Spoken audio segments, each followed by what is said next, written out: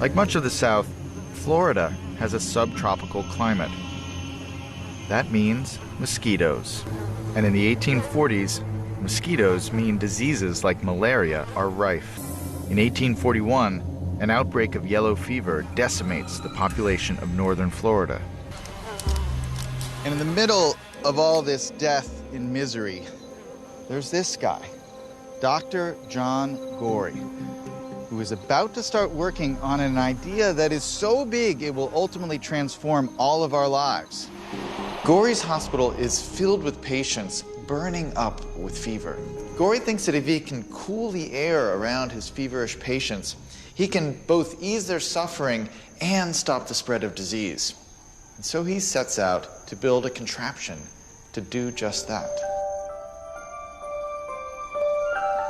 This is how Gorey's design would have worked. He's got a chimney bringing in air from above the hospital that flows down over this giant basin.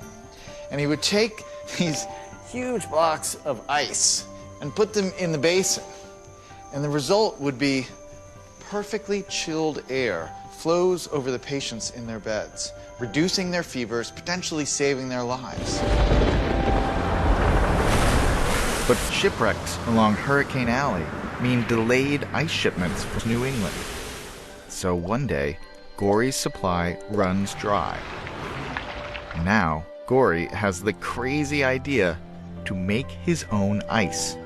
For all of human history, you couldn't even conceive of making artificial cold. But by 1850, the pieces had come together. In the 1600s, scientists used a pump to suck air from a jar and discovered the vacuum, proving that air was made from some mysterious invisible elements. We then found that when air or other gases are squashed together, they heat up, and when they are stretched out, they cool down. The thermometer comes along, followed by a universal scale or two allowing us to measure temperature. And now, amazing machines can be built that convert the heat from gases into a usable energy.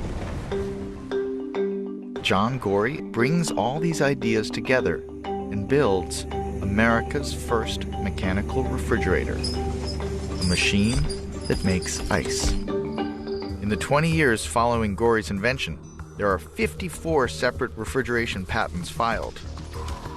Refrigeration becomes a huge industry, but the machinery of man-made cold is destined to get smaller, as the idea of a once ridiculed amateur inventor becomes an essential part of the modern home. Here she comes, the lucky woman who owns a new refrigerator. Between 1945 and 1949, Americans purchased 20 million of these revolutionary machines. Now, ideas about how to fill these new refrigerators will have an even greater impact on our lives.